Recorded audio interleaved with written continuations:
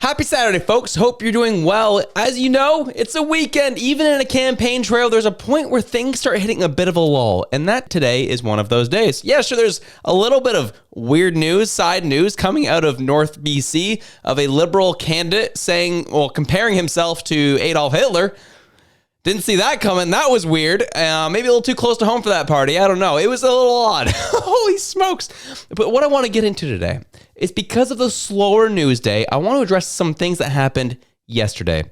Not specific stories, not specific issues, but a trend and a troubling trend that I've been seeing. I got some feedback from my left-leaning friends yesterday after I railed on the mainstream media. And they're like, Josh, I think you're just being a little too hard. I think you need to take another look at this. Like, what do you think is really going on? And I said, I hear you, but my issue is this media is so unapologetically crazy. So let's talk about it for a second. We'll leave at the door the one-sidedness of it. Let's talk about how they've ratcheted up the rhetoric around our relationship with the United States, around our relationship with each other, around the relationship between the leaders of the parties to create as much division and hatred and vitriol as possible. That has been a concern to me. That's something that you see more in the States, or at least historically, you'd see more in the States, but that was never really traditionally a part of our culture. Until then, well, the media started dying because they couldn't make private dollars to get their agencies to keep running. And then Mr. Trudeau had to step in and give them a bunch of dollars. And now they are sucking at the teat of the government, hoping, praying that their money doesn't go away.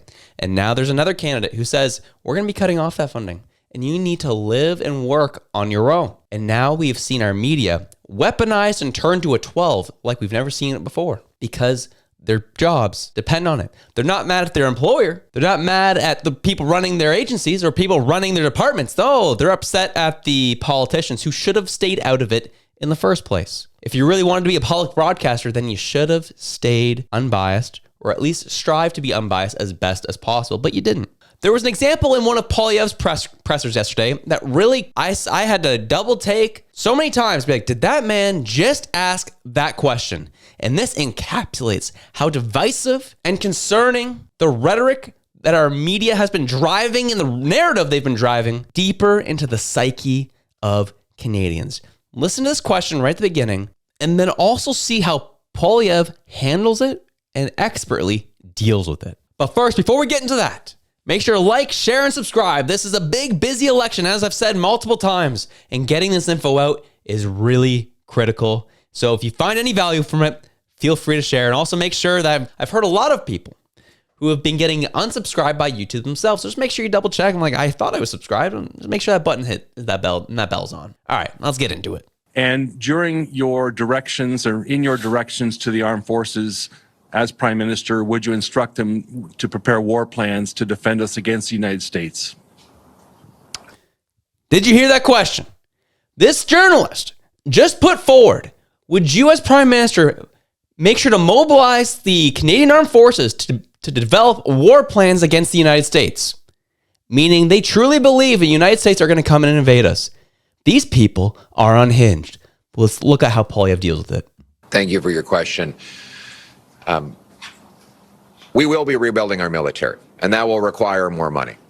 I've already said that I will cut back on foreign aid, back office bureaucracy, procurement boondoggles to put the money into frontline support, to fill the vacancies, to arm our troops, and to buy the equipment we need.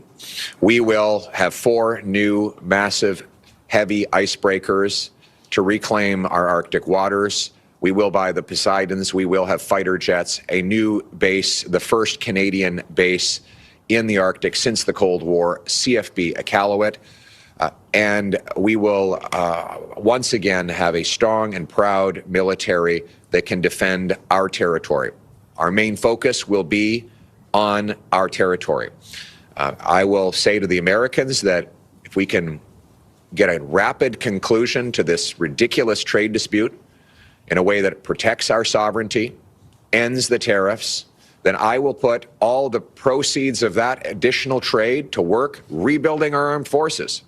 He lays it out plain and simple, folks. Loves that he just kind of, all right, that was a stupid question. I'll take that and make sure to address this part of my platform and how I really want to go after rebuilding our military, which was fantastic. But this is the rhetoric our media is driving down our throats.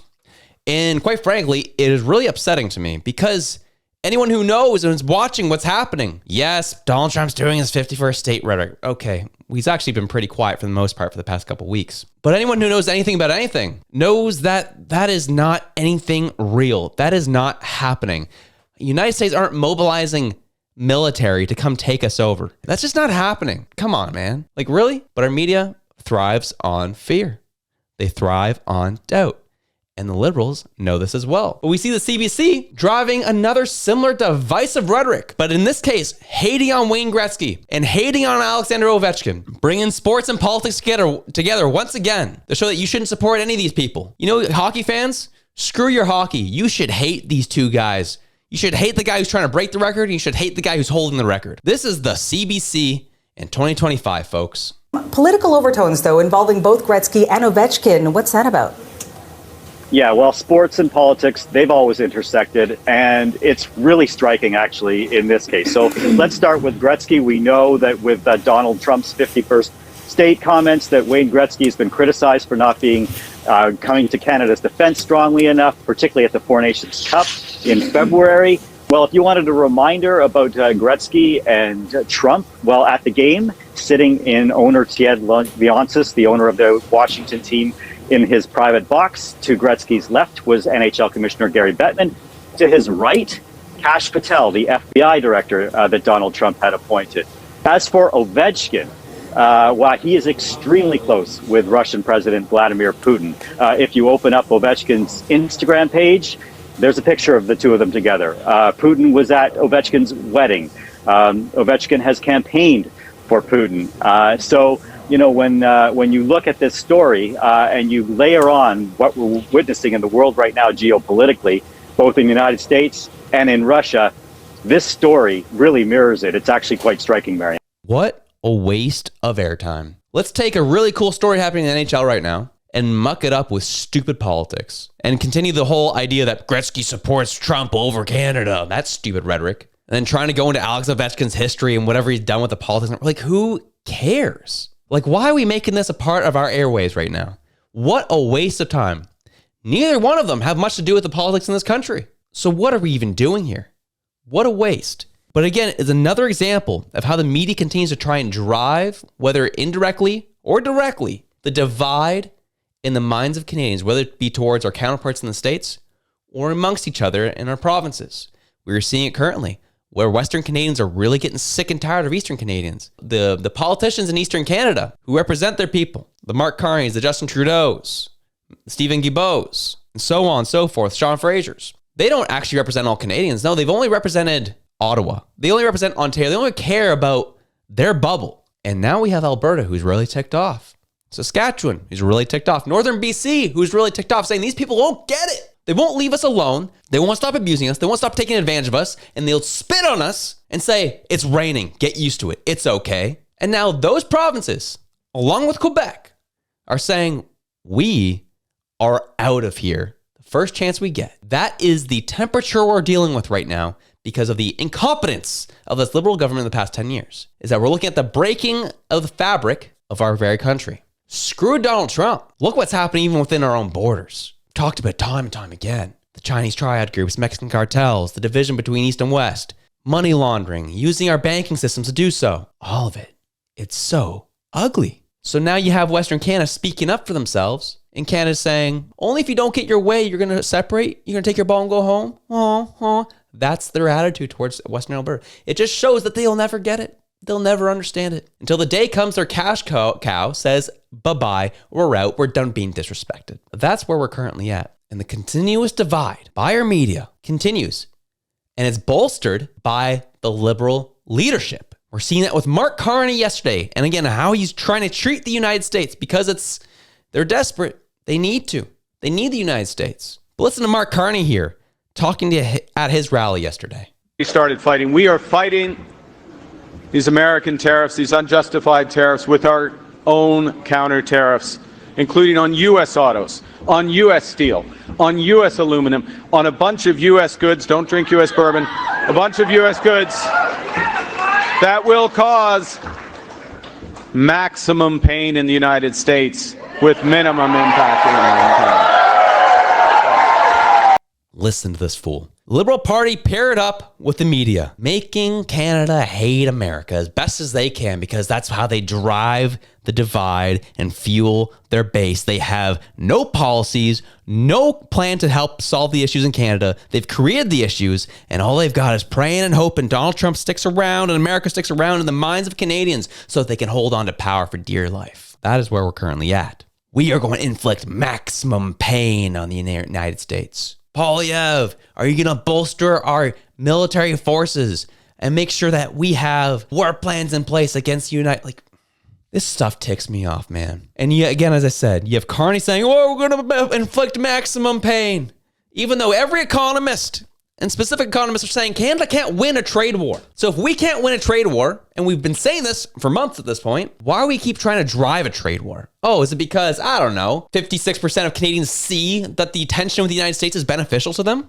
Is that why? Canadians ain't stupid. This is a poll that's interesting, isn't it? Oh, Carney's winning in all the polls. Well, yeah, it's funny that Canadians also see that Carney also benefits from the tension with the United States. Could that impact voting? I don't know. We'll see, right? But again, this divide and tension is inflamed on the left. We see it. We saw it even yesterday. It was a one-off situation. Still didn't look good. We had people fighting at Carney's rallies yesterday. Yet the idea of being a uniter, the idea of being a leader that pulls people together, seems to only fall on one party when questioned by the media. Yesterday, the comments about the West separating, potentially, was posed to Poilievre. This was never posed to Mark Carney. Only Poilievre. Will you be the uniter? And this is how CTV covered it. He said that a vote for the Liberals is a vote for Western secession and a breakup of the country as we know it. Do you agree with Mr. Manning? And what do you say to people who feel that way? No, we need to unite the country. We need to bring all Canadians together in a spirit of common ground. Let's unite our nation. That was Conservative leader Pierre Poilievre today rejecting the thesis of former Reform Party leader Preston Manning. Manning wrote this week in an op-ed in the Globe and Mail that voting Liberal would spark a national unity crisis on account of the mismanagement, he said, of national affairs for the past decade by the Liberal government and its consistent failure to address those issues of greatest concern to Western Canadians. Large numbers of Westerners simply will not stand for another 4 years of Liberal government, no matter who leads it. We are back with the front bench to talk about that. Christy Clark, Tony Clement, and Nathan Cullen. Tony, I'll start with you. Lol, Christy Clark makes a comeback. But then this whole panel goes into how important it was for Poilievre to be able to be the uniter, which I don't disagree with. He needs to be unifier. There is so much divide in this country, and we can blame who it was who started it. But regardless, it's not going to be on the Prime Minister to unify this country. But it's really funny how the rhetoric in the media always comes down to, no, it's going to be on Poilievre. He's going to be the one. He has to find a way. He needs to do better trying to unify people. Really? I know he's been really harsh on the Liberal Party. I know he's really been harsh on the establishment, and people have perceived that as divisive, but calling out the truth and calling out the issues is divisive?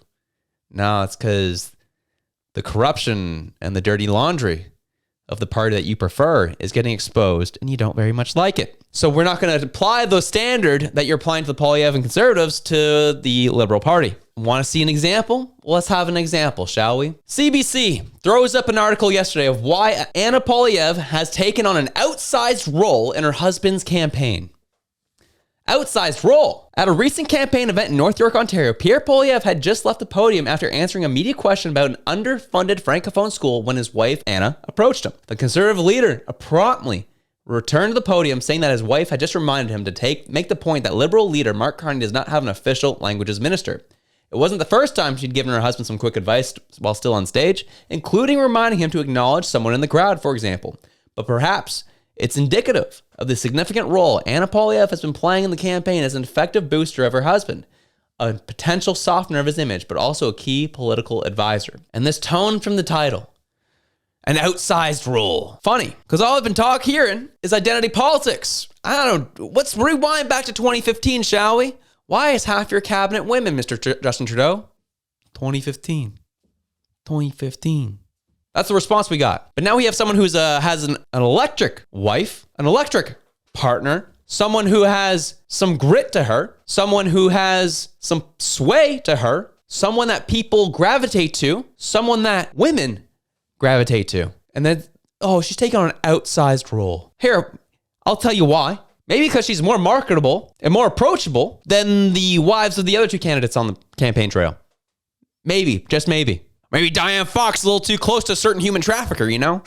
That's a little too spicy. And from what I understand, Jagmeet Singh's wife just wants to be left alone and live her life and let her husband do his thing. She just doesn't like the spotlight too much. But all of a sudden, a conservative's wife wants to get involved, wants to be a positive role model, wants to give hope to other women. That's an outsized role, huh? Interesting.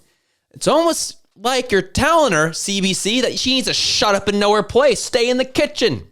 That's what that's sounding like. You know, then you have this opinion piece by the Global Mail that dropped yesterday saying Pierre Poilievre has a woman problem. And it goes in talking about how women just don't like Pierre Poilievre, which is fair. That is a very real issue. But maybe, just maybe, you look at his wife, and if he was able to attract an amazing woman like that, maybe he's not as bad as they say he is.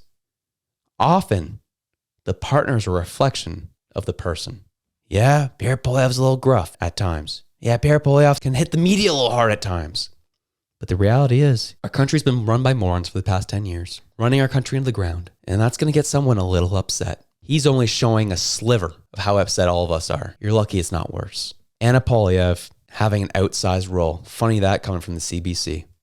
Not posting anything like that about Diane Fox, are you? Like, what are we doing here, man? It goes back to what I said yesterday. The tension is real. The media slant is very real because their dollars and their jobs depend on it. They refuse to get with the times and they decide to try and cling on to power like this Liberal Party's trying to. And you're going to get slanted stories consistently from here until Election Day, hoping to sway public opinion. Well, Canada, I say, screw them. Show them what you actually want. Show them how you want to move forward.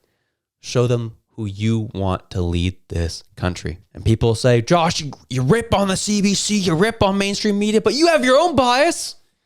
You're just so pro-conservative. Well, here's the thing, folks. A lot of corruption has flowed one direction the past 10 years. And I'm going to be very critical of the party who was in power during that time. So yes, it's their time to go. They've overstayed their welcome. And I'm going to be very vocal about that. But at least I'm honest about my bias. And Jasmine Lane shared this amazing clip from Megyn Kelly that perfectly describes what we're seeing in this new media landscape. If you haven't sold your soul, you have to be willing to criticize the people, even you, that you admire on your, quote, side. And my owning my bias by going out there on stage with Donald Trump and saying, I'm voting for him and you should too, is a bonus when it comes to my credibility. Now, everybody has zero doubt about where I stand, and they can filter everything I say through the appropriate lens. What typically happens in journalism is they say they have no bias, and then they just work it out in the printed word or on their shows without owning it. But the audience knows it, and it creates a distrust and a divide. Couldn't have said it any better myself. Yes, I have my bias, and when you know my bias, you can filter out what I have to say, but at least I'm honest about it. But our mainstream media claims to be objective, and they've shown that they clearly aren't, and that's why no one trusts them, and that's why their private dollars have shrunk and dried up, and then all they have left is the hope the government can save them. Thus why we're seeing such a divide and divisive rhetoric from our media. That's how it goes. Enjoy your Saturday. Have yourself a good one. I'm out.